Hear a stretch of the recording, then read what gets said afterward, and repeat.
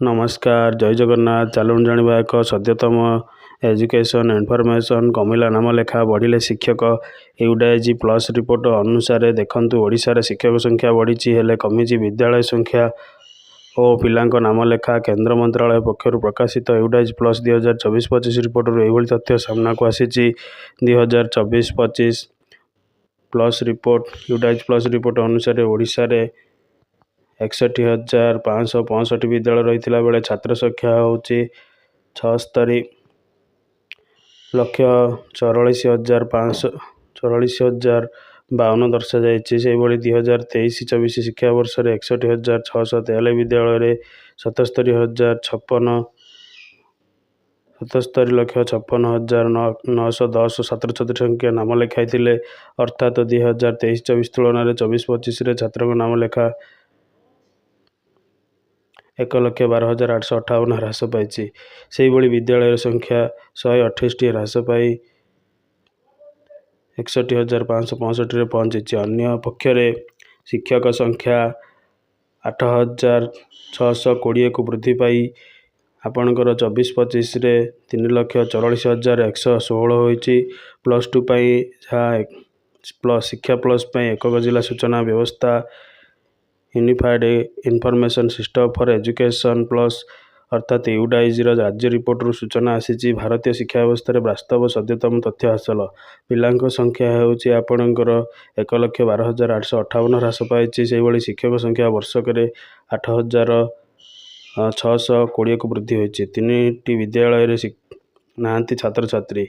ଜଣେ ଲେଖାଏଁ ଶିକ୍ଷକରେ 1,099 ସ୍କୁଲ ଅଛି। 5 ନିୟୁତ ବିଦ୍ୟାଳୟ ଏବଂ 1.6 ନିୟୁତ ଶିକ୍ଷକ ଏବଂ 26,40,00,000 ଛାତ୍ରଛାତ୍ରୀଙ୍କୁ ନେଇ ସିଷ୍ଟମ୍ ରିଅଲ୍ ଟାଇମ୍ ଡାଟା ପ୍ରଦାନ କରାଯାଉଛି। 2024-25 ରିପୋର୍ଟ ଅନୁସାରେ ଦେଶର ଶିକ୍ଷକ ସଂଖ୍ୟା ବୃଦ୍ଧି ପାଇଛି। 2024-25 ଶିକ୍ଷାବର୍ଷରେ ଦେଶରେ ସମୁଦାୟ ଶିକ୍ଷକ ସଂଖ୍ୟା 1 କୋଟି ଟପିଛି। 2022-23ରେ ମୋଟ ଶିକ୍ଷକ ସଂଖ୍ୟା ଆପଣଙ୍କର 94,83,294କୁ ଥିଲାବେଳେ 2023-24ରେ ଏହା ବୃଦ୍ଧି ପାଇ 98,07,600 ଏବଂ 1,01,22,420ରେ ପହଞ୍ଚିଛି। ଓଡ଼ିଶାରେ ସେହିଭଳି 2023-24ରେ ଶିକ୍ଷକ ସଂଖ୍ୟା ଆପଣଙ୍କର 3,35,496 ଥିଲାବେଳେ 24-25ରେ ଏହା 3,44,116କୁ ବୃଦ୍ଧି ପାଇଛି। 2024-25 ୟୁଡାଇଜି ପ୍ଲସ୍ରେ ଥିବା ତଥ୍ୟ ଅନୁସାରେ ଓଡ଼ିଶାର ଶିକ୍ଷକ ଅନୁପାତ 22 ରହିଛି। ବିଦ୍ୟାଳୟ ପିଛା ହାରାହାରି ଶିକ୍ଷକ 6 ଥିଲାବେଳେ ହାରାହାରି ନାମ ଲେଖା 124 ରହିଛି। ଶୂନ୍ୟ ଶିକ୍ଷାର୍ଥୀ ଥିବା ବିଦ୍ୟାଳୟରେ 2023-24ରେ 8 ଥିଲାବେଳେ ଏହା 3କୁ ଖସି ଆସିଛି। ଶୂନ୍ୟ ଶିକ୍ଷାର୍ଥୀ ଥିବା ବିଦ୍ୟାଳୟରେ ଶିକ୍ଷକ ସଂଖ୍ୟା 16ରୁ 1କୁ ହ୍ରାସ ପାଇଛି। ସେହିଭଳି 1,099 ବିଦ୍ୟାଳୟରେ ଜଣେ ଲେଖାଏଁ ଶିକ୍ଷକ ଚାଲିଛି। 2023-24ରେ ଏହି ସଂଖ୍ୟା ଥିଲା 1,095 ଜଣ ଲେଖାଏଁ ଶିକ୍ଷକରେ ପରିଚାଳନା ହେଉଥିଲା ବେଳେ ବିଦ୍ୟାଳୟରେ 2024-25ରେ ଆପଣଙ୍କର 47,940 ପିଲାଙ୍କ ସଂଖ୍ୟା ହୋଇଥିଲା।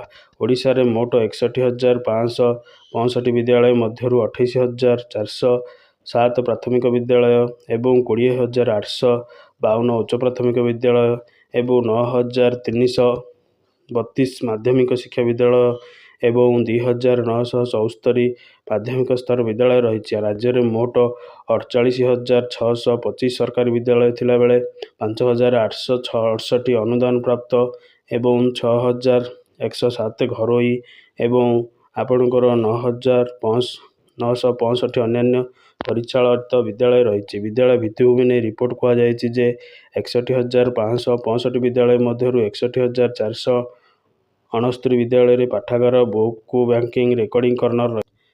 60,593 ବିଦ୍ୟାଳୟରେ ଖେଳ ପଡ଼ିଆ ଥିଲାବେଳେ ମାତ୍ର 9,219 ବିଦ୍ୟାଳୟରେ ଡିଜିଟାଲ ଲାଇବ୍ରେରୀ ଅଛି। ସେହିଭଳି 57,427 ବିଦ୍ୟାଳୟରେ କିଚେନ୍ ଗାର୍ଡେନ୍ ଏବଂ 60,867 ବିଦ୍ୟାଳୟରେ ବାଳିକା ଶୌଚାଳୟ, 59,333 ବିଦ୍ୟାଳୟରେ ଛାତ୍ର ଶୌଚାଳୟ ଏବଂ 59,987 ବିଦ୍ୟାଳୟରେ ବିଦ୍ୟୁତ୍ ଏବଂ 8,239 ବିଦ୍ୟାଳୟରେ ସୌର ପ୍ୟାନେଲ ଉପଲବ୍ଧ। 47,241 ବିଦ୍ୟାଳୟରେ କମ୍ପ୍ୟୁଟର ସୁବିଧା ରହିଛି ଏବଂ 51,588 ବିଦ୍ୟାଳୟରେ ଇଣ୍ଟରନେଟ୍ ସୁବିଧା ରହିଛି। ଏଭଳି ହେଉଛି ଆପଣଙ୍କର ସଦ୍ୟତମ ୟୁଡାଇଜି ପ୍ଲସ୍ର ଡାଟା। ଯାହାକୁ ଜାଣିବା ପାଇଁ ଆମ ଚ୍ୟାନେଲକୁ ଲାଇକ୍ କମେଣ୍ଟ ଓ ସବସ୍କ୍ରାଇବ୍ କରନ୍ତୁ। ଜୟ ଜଗନ୍ନାଥ।